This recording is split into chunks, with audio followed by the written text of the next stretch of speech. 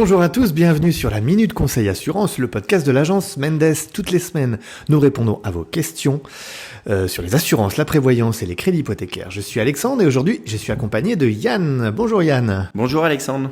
Yann est l'un de nos spécialistes en prévoyance et aujourd'hui, il va répondre à une question qu'on nous pose très régulièrement, à savoir, étant frontalier, est-ce que je peux souscrire à un troisième pilier ?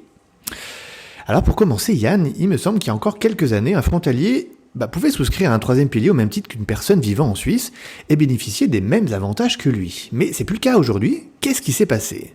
Tout à fait Alexandre. Il y a quelques années, l'ordonnance de la FINMA sur les contrats d'assurance vie a contraint les compagnies d'assurance à modifier leurs contrats. Ce qui a entraîné une impossibilité de souscription aux personnes qui ne résident pas en Suisse.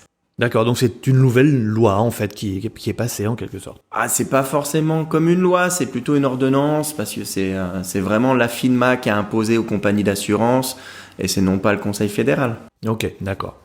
Donc si je comprends bien, aujourd'hui, une personne frontalière ne peut pas souscrire à un troisième pilier. Alors, il est toujours possible pour un frontalier de souscrire à un troisième pilier, mais son choix aujourd'hui est beaucoup plus restreint. D'accord. Ok, je pense notamment au statut de quasi-résident.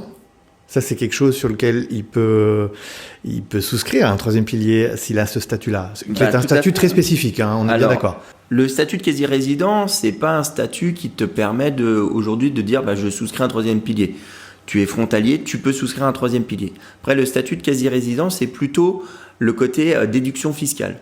C'est ce qui permet de déduire aujourd'hui le troisième pilier en tant que frontalier. Mais par contre, c'est très restreint parce que c'est que sur le canton de Genève. Exactement, voilà. Ok, très bien. Alors pour finir, est-ce qu'un troisième pilier est toujours valable pour un frontalier ou est-ce qu'il existe des alternatives un peu plus intéressantes ? Alors bien sûr, troisième pilier, c'est toujours valable et c'est même conseillé. C'est ce qui permet aujourd'hui de combler en tout cas les lacunes du premier et deuxième pilier pour la retraite.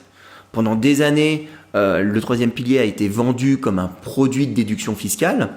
Mais au final, son but premier, c'est la retraite. C'est vraiment se créer un capital pour sa retraite. Compléter le premier et le deuxième pilier, en fait. Tout à fait. Ouais, ok. Et du coup, alors, il existe des choses plus intéressantes, des alternatives intéressantes ? Alors effectivement, il y a d'autres alternatives en fonction du pays de résidence.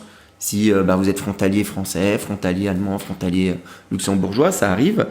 Mais à ce jour, ils ne sont pas aussi complets qu'un troisième pilier, qui aujourd'hui a une partie risque pur, une partie aussi invalidité et une partie retraite. D'accord, très bien. Merci Yann, j'espère que tes réponses auront éclairé nos auditeurs et qu'ils sauront vers quoi se tourner maintenant en termes de prévoyance. Un grand merci pour tes réponses. Merci Alexandre. Je vous rappelle que vous pouvez vous abonner à nos podcasts sur Spotify, Apple Podcasts, Google Podcasts ou même Deezer pour ne louper aucun épisode. On vous souhaite une très bonne fin de journée et on vous donne rendez-vous la semaine prochaine. À bientôt.